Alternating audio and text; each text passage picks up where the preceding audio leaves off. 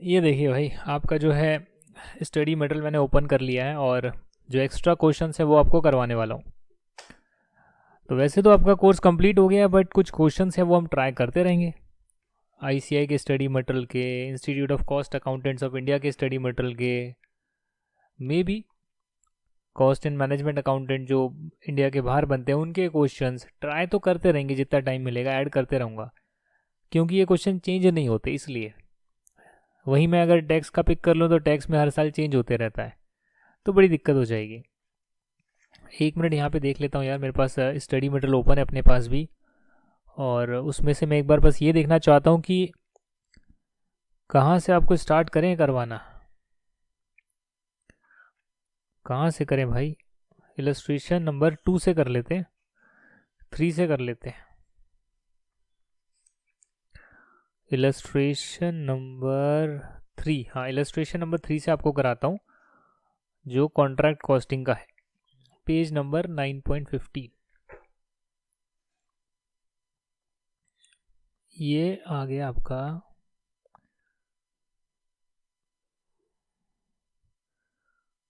अरे कहाँ गया भाई, चेंज हो गया क्या इस बुक में? अच्छा हाँ, थोड़ा सा एडिशन का फ़र्क है। ये देखिए इलस्ट्रेशन नंबर 3 आ रही है यहाँ पे, और ये क्या कहती है, compute estimated profit on a contract which has been 90% complete from the following particulars. अच्छा, अभी तक जो एक्सपेंडिचर हुआ है वो 22,50,000 का हुआ है। एस्टिमेटेड फर्दर एक्सपेंडिचर जो लगेगा आगे वो लगेगा 2.5 लाख रुपए का। कॉन्ट्रैक्ट की प्राइस है 32,50,000। वर्क सर्टिफाई हो चुका है 27,50,000 का, और कुछ अनसर्टिफाइड पड़ा हुआ है, कुछ कैश रिसीव हो गया है। अच्छा एक बात बताइए, आपसे क्वेश्चन में क्या मांगा है? क्वेश्चन में मांगा है कि आपको एस्टिमेटेड प्रॉफिट बताने, आपसे जो है नोशनल प्रॉफिट नहीं मांगे। नोशनल प्रॉफिट क्या होते हैं कि जो आपने जितना भी काम अभी कर लिया है उसमें कितने प्रॉफिट बनने चाहिए, वो नोशनल प्रॉफिट होते हैं। एस्टिमेटेड प्रॉफिट होते हैं कि पूरे कॉन्ट्रैक्ट पर कितना प्रॉफिट आपका आएगा, जितना डेटा गिवन है उससे आपको क्या लगता है।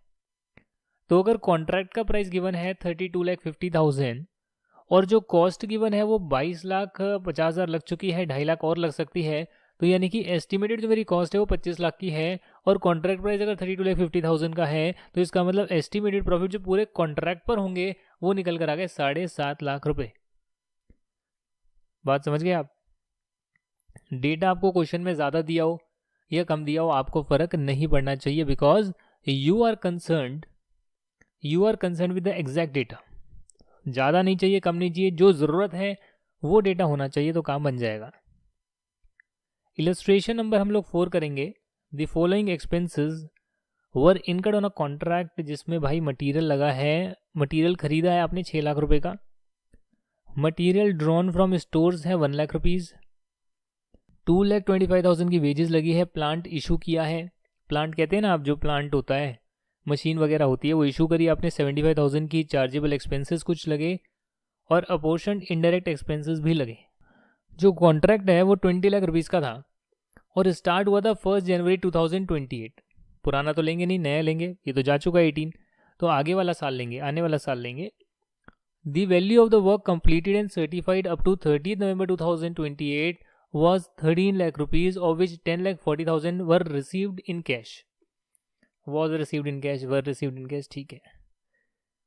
The balance being held back as retention money by the contractee, वो रिटेंशन मनी का कॉन्सेप्ट मैंने आपको कराया हुआ है। पूरे पैसे नहीं देते, थोड़ा सा रख लेते हैं, कल को कॉन्ट्रैक्टर ने कुछ गड़बड़ करी तो वो पैसे आप जब्त कर लेंगे, नहीं देंगे। जो value of the work completed है subsequent to the architect certificate but before 31 December 2028 whatever was 60,000। मतलब नवंबर तक जो वर्क सर्टिफाई किया वो 13 लाख का था। एक महीने और काम हुआ, बट वो सर्टिफाई नहीं हो पाया, क्योंकि हर टाइम आर्किटेक्ट अवेलेबल नहीं रहता है। There were also lying on the site materials of the value 40,000।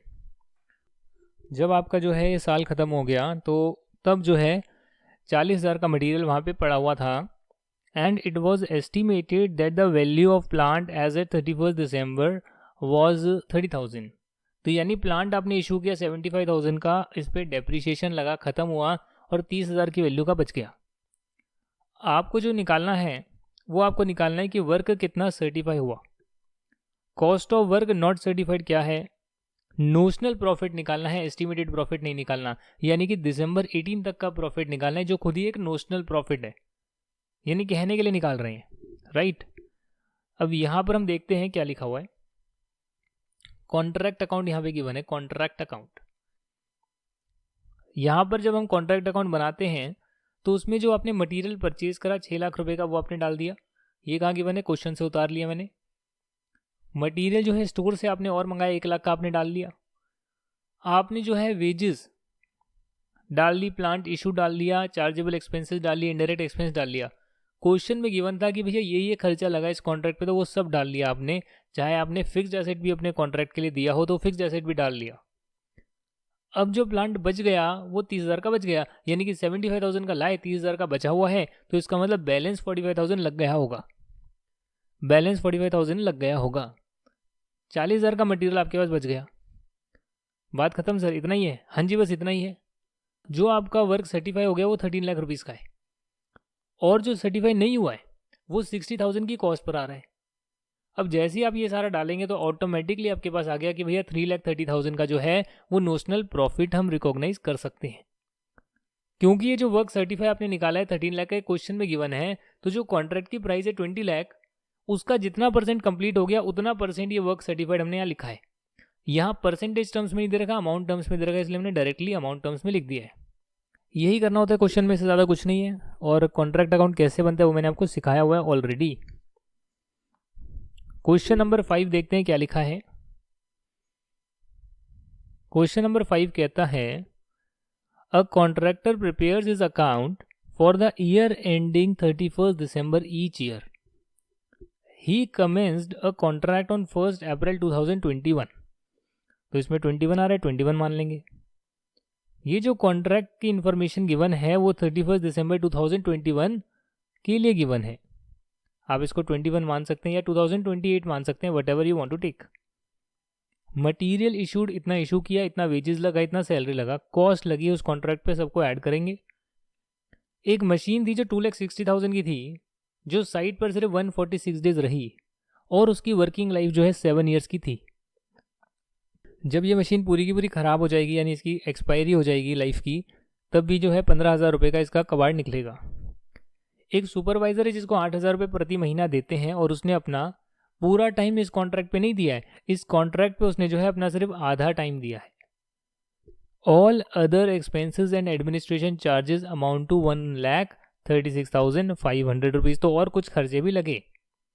अब जब साल खत्म हो गया तो जितना मटेरियल आया, जितना प्लांट आया, सब कुछ लगा, तो उसमें मटेरियल जो है इतने का बच गया।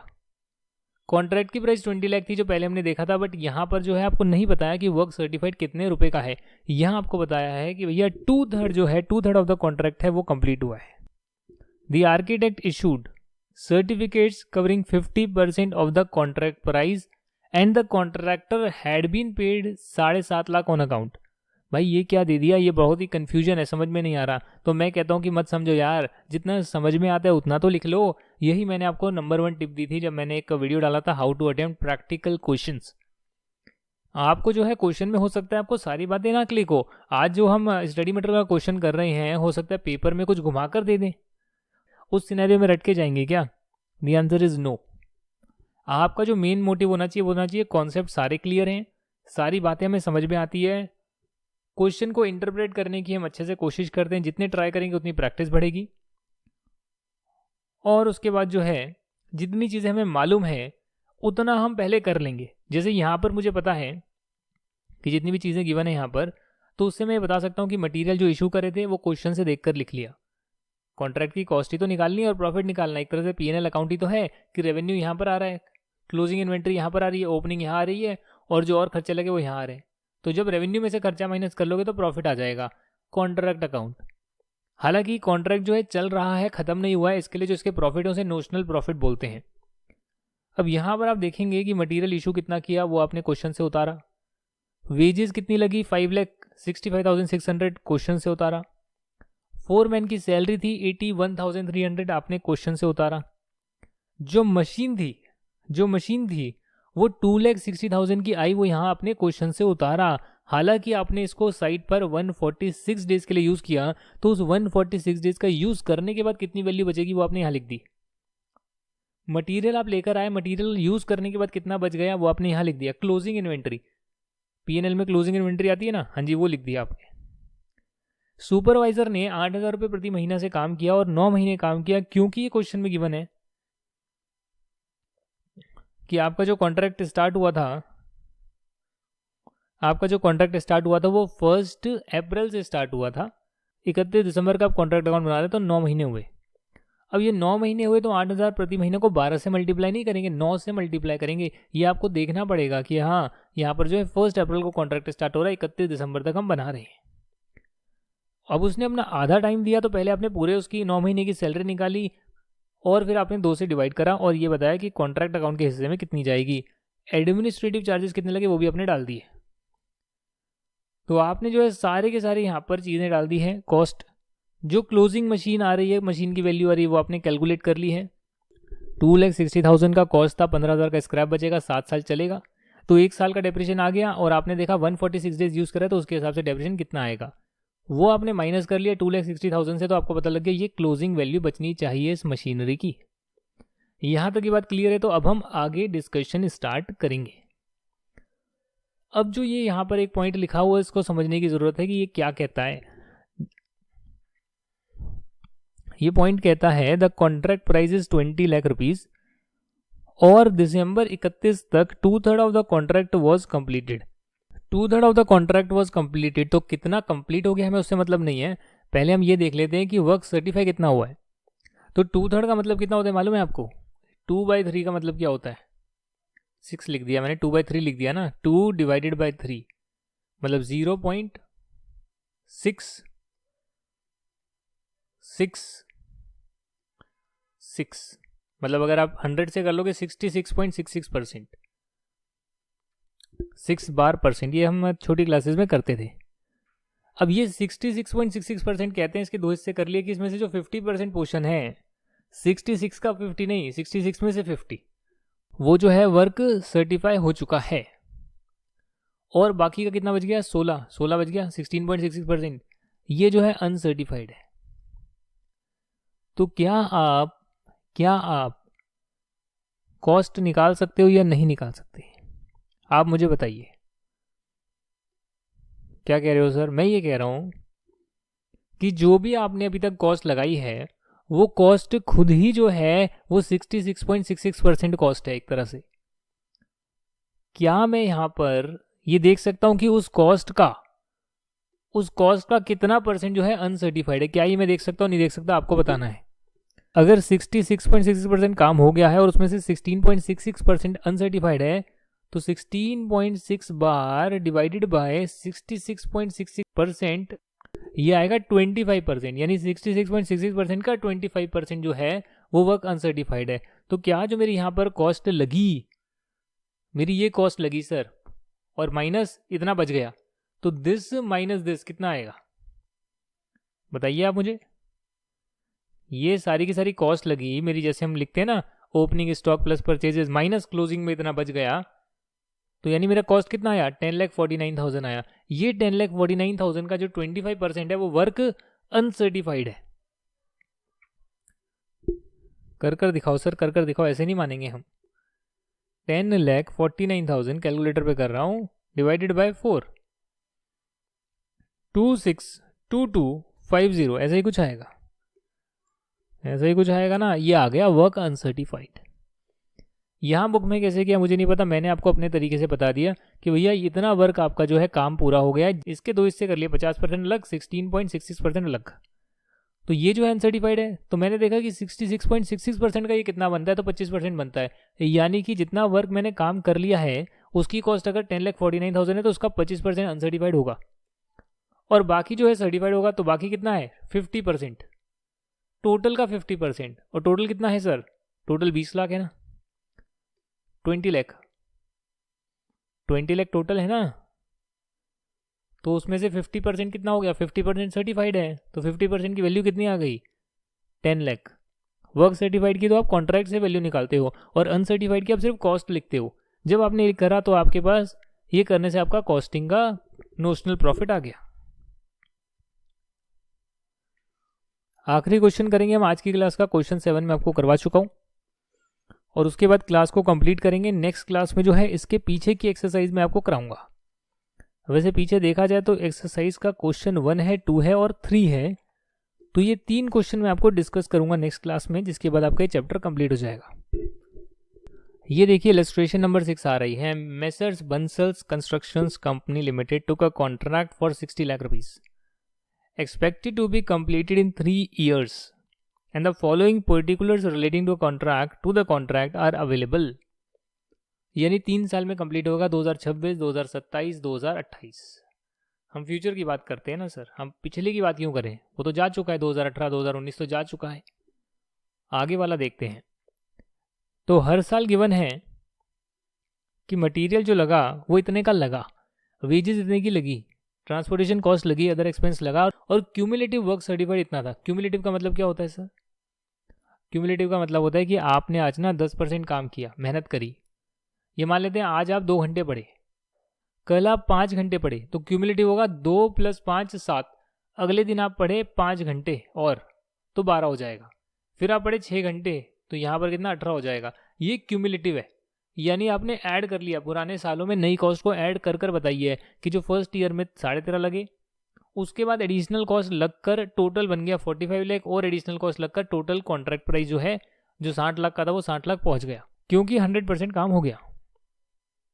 क्यूमुलेटिव वर्क अनसर्टिफाइड कितना है भाई? एंड में तो कुछ बचेगा नहीं, बट हाँ 2016 में कुछ अनसर्टिफाइड बचा था जो नेक्स्ट ईयर कैरी हुआ होगा और फिर नेक्स्ट ईयर के क्लोजिंग में कुछ अनसर्टिफाइड बच गया था, यानी काम तो हो गया था बट आर्किटेक्ट ने सर्टिफाई नहीं कर पाया था।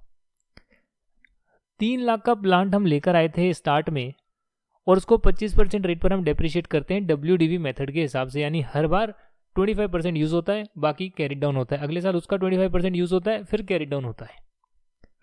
जो कॉन्ट्रैक्टी है जिसके लिए हम काम कर रहे हैं उसने 75% of the value of the work certified, the contractee pays 75% of the value of work certified as and when certified and makes the final payment on completion of the contract।